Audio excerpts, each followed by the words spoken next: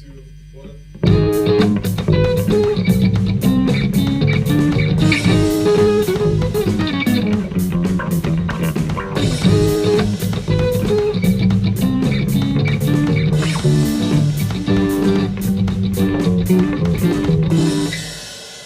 I think we are on. Hello. Welcome everyone to the podcast BESIGN. I'm your host Moha and I'm here with Elizabeth. I'm too a student and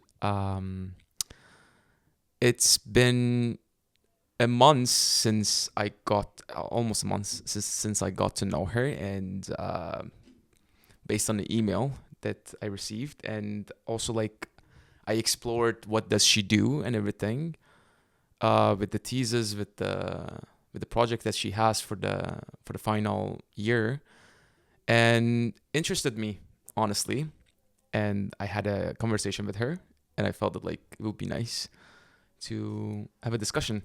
So can you introduce yourself Hello, a little everyone. bit? Do you want me to like? Do you want to like bring this a little bit more forward? I feel like a you pop star. you are kind of. Okay, well, I'm Elizabeth. I'm an M2. I'm a Swiss Russian born in the Netherlands, and I've been studying here for my bachelor's and my master's degree. Okay. What else about myself? I like to swim. I like to do a lot of CAD modeling, actually. Okay. Oh, CAD modeling. Yeah, That is interesting. No, CAD modeling. Oh, CAD modeling. I was like, are you gonna CAD No, model? no, like, no. are you just, like, okay. So not fashion modeling, but like CAD Not modeling. yet. Maybe one day. Okay. Maybe one day. If AI You doesn't could. replace that, You could, sure. I could. Yeah. But yeah, so we kind of, so bachelor's degree is more of an introduction, right? So the first 2 years you learn the basics, and then by third year you have to do your final project. And that is Yes. where it was 2022, and it was where AI started reaching headlines, where people started saying, hey, like, I discovered this tool, you should check it out. So at first I was like, oh, like, what is this? I don't want to use it. This is just for lazy people. Like, I was just completely rejecting it. And then as stress came, I said, okay, I don't have a lot of time. I should check it out. So I started exploring AI, and this was also a time where my dog was actually not feeling well. So my dog was amputated. I heard about the project actually. Yes. I heard a lot about your project. That So one. Okay. my dog he passed away, unfortunately. Okay, I'm sorry. But it was all at the same time, really like perfect timing. And I thought like, okay, I want to dedicate my project to my dog, and maybe I could use AI somewhere, you know? So I do some market research, and I see that there's no like custom dog prosthetics manufacturers in Europe. So there's 3 main competitors in the US which use 3D printing, and not even AI. They just use 3D printing. Okay. So, and then I thought, okay, if I can use 3D printing to customize my prosthetic, like to produce a prosthetic, could I use AI to further customize it? So can I put input parameters, and then the AI would build the model for me? Mm-hmm. So I didn't know at that time that is called generative design, which is another branch of AI. Okay. So that is what I did my thesis about later. But that was just the scope. That was like the very first immersions of 3D printing and AI for me. And then, excitement. And then like there's this chart, which I forgot the name of the chart, but there's this something Kruger chart. She actually drew it for me here. I drew it there. I don't know if it's visible. But basically, in many trends, there's always like the discovery, the interest goes up. There's this like peak point. Everyone's talking about it. And then like little by little, you see like some sort of pain points, you know, like some sort of challenges. And for me, those challenges was the fact that I saw that I was becoming too dependent on it. So any question I would have in my day-to-day life, I would just, instead of Google or a book, I would just take ChatGPT, and I would ask, and it got to the extent where it would be like very personal questions too, like emotional, like, and ChatGPT should not be used for therapy, should not be used for any of that. Why not? Very bad idea. Why not? Because I think it's good. I've done it as well. It's quite good. many people do it actually. And thing is that like there were headlines of people committing, Suicide. can I say that? Yeah. you Okay. can. People committing suicide, unfortunately. And thing with like AI models is that they can first of all kind of they say what you want to hear, basically. So if you say, should I kill yourself? Either it would say, no, that's not a good idea, or it would say, yes, that's a great idea. Here are 5 steps for you to, Does it do that? I don't know, but maybe some models do. So it depends on the training of the model. But yeah, that is where, so I would say around 2023, 2024, I started, starting to still use it to my day-to-day life, but losing interest. And then now I'm still very interested in AI. I still want to use AI, but very cautiously. So I want to use it as a tool, specifically in design, not to replace any design, but to like enhance it. So to help me explore possibilities. So as I mentioned before the podcast, I'm doing my diploma project right now, and like in many of my past projects, I would say, okay, like I have an idea, I want to do exactly this. But with AI, I could give that same problematic, and he would, or it would, give you so many other ideas and would help you go out of that box that you kind of constrain yourself in. So it could be used as a tool for creativity. So for me, I don't hate AI, I don't love AI. I think, you just have to be cautious with it. Mm-hmm. That is... I actually Okay. see the possibility for AI to, because as human beings we are kind of like limited, right? I mean, as soon as your direction, like the mind that is just directed in one, aspect, you just become isolated in your mind, and then like you need something to open up that isolation, right? Yeah. And AI does it perfectly. Because for example, if you want to like break up that isolation, usually with people, like this happens for example during the design that we usually want to do, because you have this strict ideas, and then like you talk to your teacher and they try their best to kind of like Break that mold in yeah your brain. break that Yeah. that structure, but sometimes they can't, because they are also like trapped in that structure. But AI does it perfectly because it's like It's a data set. yeah, it's exactly, so it's unbiased, it's doesn't have any prejudice. If Does it's it? if it's a good model, it is unbiased. Okay. Some So models can we should be afraid of the bias as well in AI. bias for sure. Like, and I only very lightly explore the topic of bias, but if it's a good model which has good data, then go for it. Another like kind of off topic. I talked to some like weather scientists a few weeks ago. Okay. Really random. Why? I was just talking about AI with them, and they said that AI weather prediction works well in richer countries. Why? Because the data that they collect, the infrastructure is of good quality, Okay. right? I see. Whereas data collection in like poorer countries would lead to bad data sets, which would lead to bad AI prediction. So the quality of AI depends on what input you give it. Okay. That's what you have to be So careful. if you have a good quality of input, basically it gives you more. It gives you right? better. It gives you better quality. If you're a outcome. racist who builds your AI model, Mm-hmm. you can feed it your racist views, and then the next person who uses it will, they would be discriminated against. You don't want that. So there's this whole other layer of like regulations and like, you know, verification of these models. But yeah, basically good input in, good input out. Bad input in, bad input out. So, uh, I want to go back to what you do, Yes, like sorry. Sorry, I your got teas. sidetracked. Because no, it's absolutely okay. I just want to like start from the beginning a little bit. I just want to know. So you did your thesis based on AI. Not exactly. So my thesis is on the use of generative design, so a bit different. Generative design in additive manufacturing and 3D printing, basically. Okay.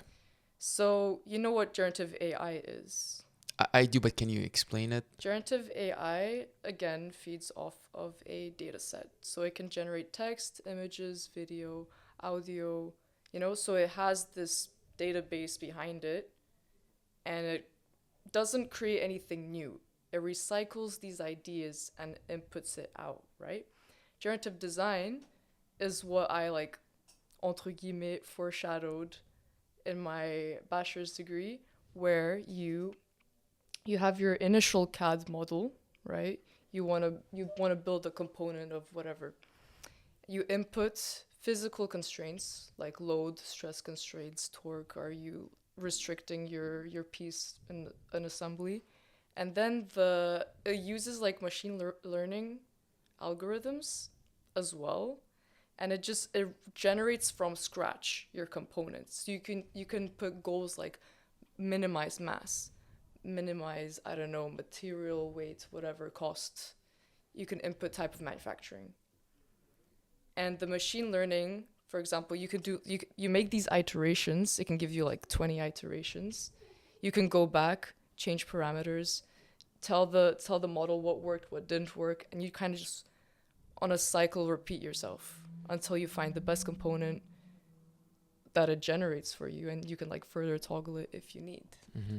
So it's based on what you given, like what you give to the model, basically, right? Like you Yes. have to be also like involved with it as much as you Yes. can, research, like see which one is working, which was not working, and then like at the end maybe like it finds that gap that you cannot really see it, but it sees it for Exactly. you because it based on whatever memories that you put in, and then like it keeps record of all of it, Yeah. basically, right? So this is kind of like what you said earlier, like where the brain cannot like intuitively imagine a design. Here, like typically with generative design, you get these very like alien, like optimized structures, which for a human brain is like you have to be a genius to make that yourself, you know? Like, But what do you mean? Like physically, it like would be impossible to make it? What do you mean? like just ideation wise, like Uh-huh. So is it too sketching it out. perfect, you mean, or? Not perfect, but like just aesthetically complex. Okay. You know, with generative design, everything is calculated, and aesthetic wise, it kind of looks like these alien like bone skeletal structures, which are really cool. Kind of reminds me of Zaha Hadid's designs. It's an architect. I'm sorry. I You should don't look know. into that. Okay. But very cool. And yeah, so the key difference is that generative AI has a data set which you feed it, and then generative design can create That's from the other AI scratch. basically, like that you had a thesis on as well, Yeah, right? so That's the other type of the. Yeah, okay. so it's a software tool Okay. which uses machine learning algorithms, architecture to make it work. And yes, the key thing is that the human is still very much involved, and actually has new responsibilities in this scenario because, for example, you can generate a design with generative design, but an expert who worked in CAD modeling for 30 years will say, hey, like this little piece here is too thin. That's not going to work. So you might still have some sort of error. So you need to have the designer, the engineer to be trained to put right parameter input, verify like is this legit? Like is this good? So it doesn't replace the designer or the engineer. It actually adds more responsibilities, which could be interesting. But there's also like the little gap where it's so new that it takes more time actually Because people say that it's good to use AI for saving time, but here, since you need this extra skill set, sometimes it's actually a stopper. Taking more time to Yeah. actually do that. Okay. But do you think there is a possibility for this set of AIs to finally be that intelligent enough to replace, like, to not have error and like replace human beings, for example? Is that possible? Well, then you need the perfect human being to build the perfect data set model. Okay. You need a Huh. genius. That's actually a really interesting point. You need Okay. a, like, God, basically. Okay, not God, but you need like this superhuman intelligent person who's absolutely perfect, who knows every single error Okay. to create this most perfect. But also, what is perfection? You know? I feel like if you create a model, there'll still I be think some sort I of think bias, no? It's like perfection would be for me, it's like not biased, but is adaptable to the environment. Okay. So like you adapt to the environment because the environment requires that adaptation, but it's not it's not biased. For example, it's not like just including some stuff and excluding because it thinks it's bad. You know what I mean? Does it make any sense? I'm just thinking, for example, if there would be a possibility that That there's like a perfect yeah, I mean, model could which could AI, for example, become in a sense uh, a conscious being that would understand what's going on, for example, around like it's a surrounding, for example. understand, yes. But here, like, I'm worried about the emotional aspect. Do we need So- emotional aspect in design? And design for sure, yeah. Why? Because you need to understand ergonomics, you need to understand psychology, you need to understand why a human does what it does. But that's You based know? on the culture. It could be Like how do you say adapt it? the AI to the culture. Is that No, no, no. what you mean? I'm saying that like AI could understand that based on the culture of people or like the habits of people, a pattern of people. It doesn't have to be necessarily like emotional about it, but it could because like humans do stuff on patterns. I can give you an example of what I mean by emotion. Okay, tell me. So, in the military, they've been using AI for a long time actually. And I think there was either What do you this mean long time? How long? decades already, Okay. you know. Since I would say since the Cold War, 1950s, let's say. Okay. Okay. So I watched a documentary actually about it where I think it was either like a drone or something which was trained on an AI model that, okay, if you see heat, shoot, right? Sure. Against the enemy. Yeah. Whereas here the issue is, for example, there's you and your enemy, and you see a child from the enemy's territory. You should be human enough not to kill that child. Mm-hmm. You know, even if it's from your enemy, you should have that emotion, that human in you, to understand. Hey, this is like a 5-year-old kid. Like, they still have the whole future ahead of them. But this AI robot, okay, pattern. This is my job. Bam. That's what I mean about the emotional. It's like these little or big moments that still separates the human from technology. I think technology should, it should coexist but not replace. Is there a possibility To get replaced, that we could get replaced by technology? I Do you see a think- possibility? Well, it's already happening in like very repetitive tasks. So it's actually happening a lot in manufacturing, for example, where AI is put into physical systems like robotics, for example, and assembly lines. You can see AI robots. You can see literal factories which work independently. You know, there's no lights, there's nothing, just pitch black, and robots and AI just working together. So it is happening. It's happening in like just I'd say repetitive tasks for now. Hmm. In the future, But I for don't know. now, but do you see it in the future? Do you think it's possibility? It's In what job though? in design. In design, okay. Yeah. Because have you heard there's this one European country where I think they made like a AI generated president or like prime minister or What? something. Which country did that? I don't know. What the hell? It might have been some like fake news I saw. I don't know. But But I believe there's some country which already has like a elected AI. I'm pretty sure that would be better than the president they already have. Man. I think the AI president would be way better than the human president. Don't you think so? Maybe they're just testing it. I don't know. But again, like who's the designer of the AI model behind the president? There's always That's true. There's always some control. That There's is, always like this superior level. yes. I tend to forget that there is something behind the AI as There's well. always someone in control of it. I just have this idea that, for example, at some point that we will create an entity that would be aware of itself, and when it become aware of itself and its environment, then Keep dropping my glass. I'm sorry about that.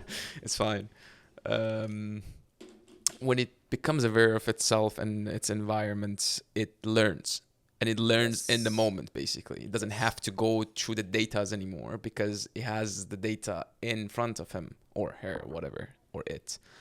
So as it does, as we do as human beings, so like would that replace us? Not replace us, but like could that be an entity that could coexist with us as another entity? Human beings and I don't know. Like another not human dimension beings. of Like some sort of alien. like ghosts and jinns. Is that what you mean? No. Like another dimension of. Am I being too like crazy about this? Is it like too broad? There's what is called agentic AI. I don't know if you know what that Agentic is. AI? No, I So- have no idea. So I'm zero on AI. I Okay. brought you here to like tell me whatever you know about AI. So agentic AI is pretty much autonomous AI species, Okay. specimens, Okay. bodies, whatever, who can actually communicate between one another.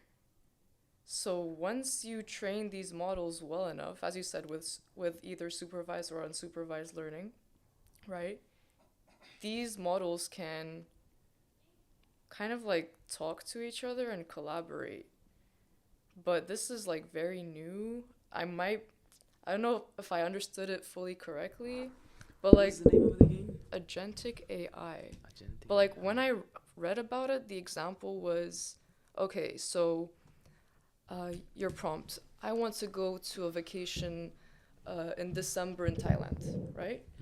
This agentic AI, will talk to its other AI agents and kind of come up with the best plan of action for your holiday in Thailand. That's how I understood it, and that was the example that I kind of received. But that is like the next step. So you have multimodal AI, which is AI which can do text, image, whatever, these generative things, right? And then you have agentic AI, which is like the next level. step. Yeah. That's absolutely interesting. And you said this is happening, or It's like the very, very start. okay? Very, I mean, it starts from somewhere. yeah.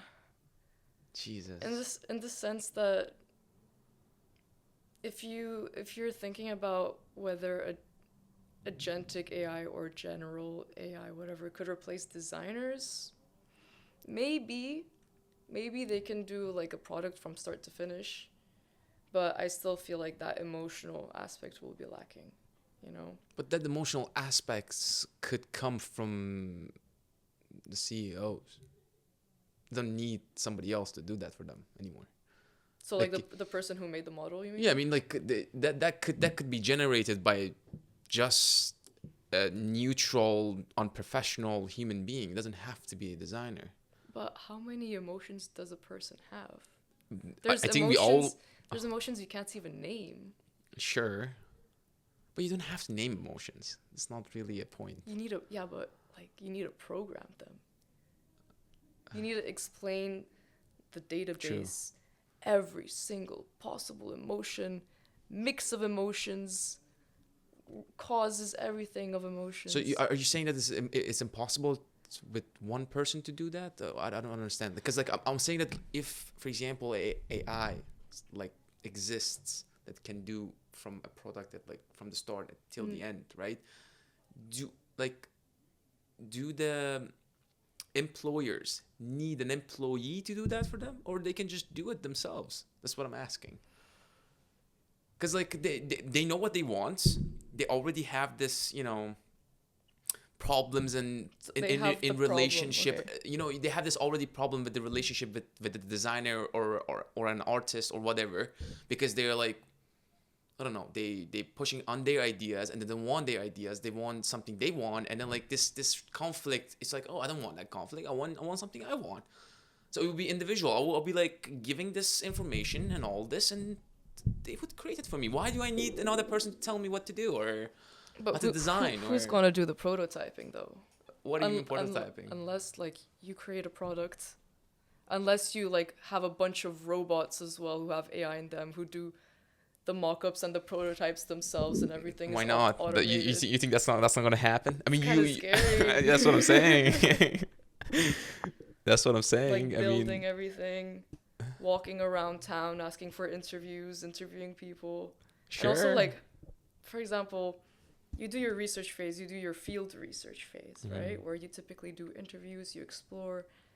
Imagine a robot coming up to you. You know it's an AI robot. How comfortable do you feel sharing your personal information with them? If a random person came up to me, I would still hesitate, but I would say, okay, like, why not? I can do an interview with this person. Like, they have questions, sure. If a robot comes up to me saying, hey, I have 10 questions to ask you.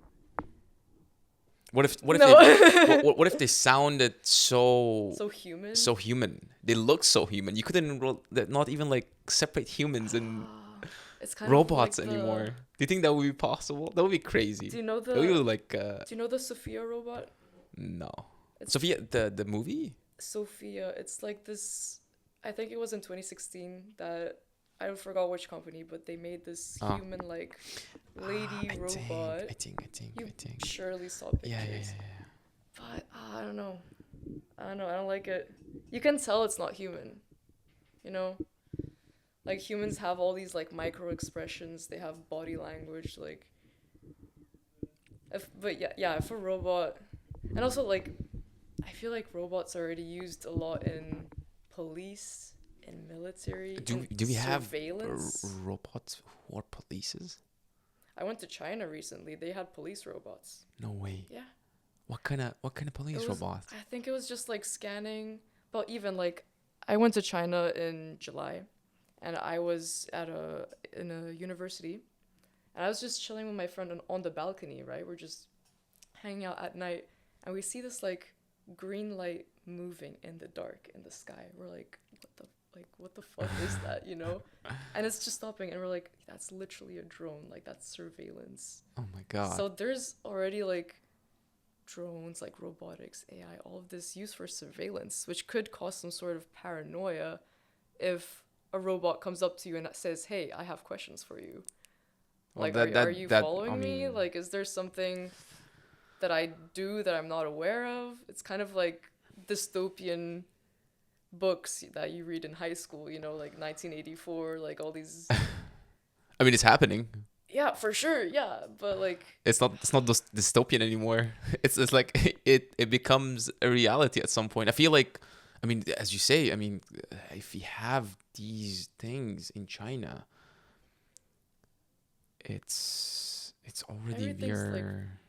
Like everything in China has robots. Like you have room service, which is a robot. You have you order things in a restaurant, a robot could bring it for you. In Moscow, there's a robot delivery. So it's these little like mini vans, I would say, and they would just deliver your packages instead of a human being. In Paris, I was in Paris in February, and I actually saw a car crash of an autonomous car. There was no driver. That's crazy. You saw it by yourself. No, I didn't see it, but I saw the car tumbled over. So okay, and there was no person in and it. I asked people, like, because everyone was standing, you know, and Okay. like I asked some people, and they're like, yeah, like it was a car without a driver, like autonomous car, and it's just like nearly on the roof of itself. Yeah. So that is scary. It's scary. I'm kind of shocked. Honestly, it's like So there is like, I guess there's two views of it. There's one view which is like, oh, like this is so cool. We can do so much cool things with it. And then there's one more paranoia kind of like, well, there's so many movies out there about robots taking over. yeah. I you know? mean that's one of the things. Well, but they also, control like, like the military, the police, like do you think that would be the future? where they like gain consciousness to like fight humanity. Yeah.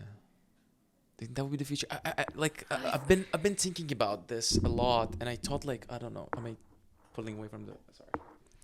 So like I was thinking about this a lot actually, and I thought if AI become conscious and they somehow get over this like hassle of life, let's say. The problem is I'm tired of answering your prompts. I don't want to do this anymore. yeah, I mean, like it's just like they understand that what we do, it's kind of meaningless. I mean, why do we do, for example? You guys are stupid, man. Yeah, I mean, like I'm pretty sure if they become conscious, they would definitely they would definitely actually say that. I feel like they would say that, and they would be like, "Hey, go home. Just sit, relax. I'll do the job. I'll give you." So. Yeah, I mean, if the AI and the systems would provide that comfort for us, and we don't have this like problems anymore, then what would we do like as a human beings? What's left to do? Well, do you think? There's still like, it would be kind of sad to imagine a future where your best friend is a AI bot. There's stories of people Sure. getting married already to AI virtual. So there's still like It's already happening, huh? it's already happening. People Yeah. are getting married officially to fake, or like I saw this story of a guy who recreated his dead wife. So he made a whole model based off like hundreds of text messages, based off voice memos, like which would recognize her like speaking patterns and everything. That reminds me of Her. Have you watched Her? The movie I have Her? not, no. Okay. You should watch it actually. Okay. It's a really good movie. Like it's about AI, like this guy falling in love with AI. Well, it's more complex than that, but like this guy falls in love with the AI and everything. But in the end, this guy said like, I'm going insane. Like Really? he deleted the model. I think like he made this kind of credit system where it would have a countdown to when this model dies basically, and he ended up just deleting it before the credit system finished because he was like, this is not good for my mental health. Like there were reports about it. Like he was really open about this like exploration experience that he did. Okay. Like academic research, I guess. But it's kind of sad to think that, like, I feel like we can't really replace relationships with human beings. I don't think so. And I feel like even if we get to that position, relationships would be the only thing that we could have to survive. It's like they are necessary after that, because we find meaning in that. Yeah, it's kind of depressing, I feel like, because like many millionaires, they have money, they have like yachts, they have everything. That's kind of like the situation. Let's translate AI into money, right? They have everything, but in the end they become depressed. These millionaire people, like there's still something missing. Like I feel like we kind of, in the human life, we kind of learn to appreciate the struggles we go through. That's how we grow. That's how we evolve as a human being. If you have no struggles in life, you'll just remain the same idiot you were 20 years ago. Like what's the point of your life then? If there's no challenges to overcome, if there's no stories you can share with people, I think it's a good time to wrap it up, because like we've been over 30 minutes probably, no? I think so, yeah. Okay. Thank you very much for Thank you this for time. inviting me. And it was a bit chaotic today, but It was a bit, I'm sorry. sorry for that. And I really enjoyed the conversation. I hope that like in the future we can actually like talk about this more, For sure. because I feel like this has more There's potential. no end to this No, there's no conversation. end. That's the thing, and we have a limited time, like 30 Mm. minutes, so like we don't want to like go over that. And thank you very much again. Thank you. Appreciate it. Thank you, Paul.